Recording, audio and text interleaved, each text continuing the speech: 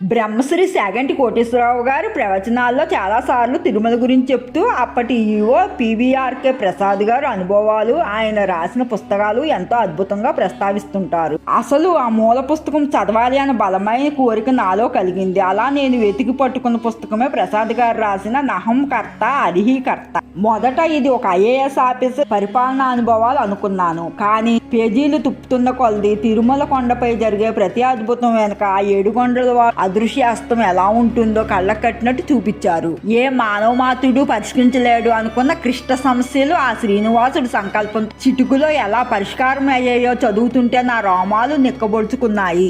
ఒక IPS officer గా తనకున్న పవర్ తో ఏదైనా చేయగలను అనుకునే పరిస్థితి నుండి స్వామి నాకు దారి చూపించు అని ఆయన వేడుకొని కొన్ని సంఘటనలు ఇందులో ఉన్నాయి.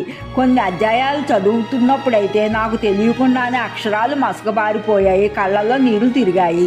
ఆపదలో ఉన్నప్పుడు దేవుడు ఏదో రూపంలో ఎలా ఆదుకుంటాడో, పరిపాలనలో వచ్చే కష్టాలను ఆ శ్రీనివాసుడే ఎలా తన భుజాలపై వేసుకున్నాడో చదువుతుంటే గొంతులో ఏదో అడ్డం పడినట్టు అనిపించింది.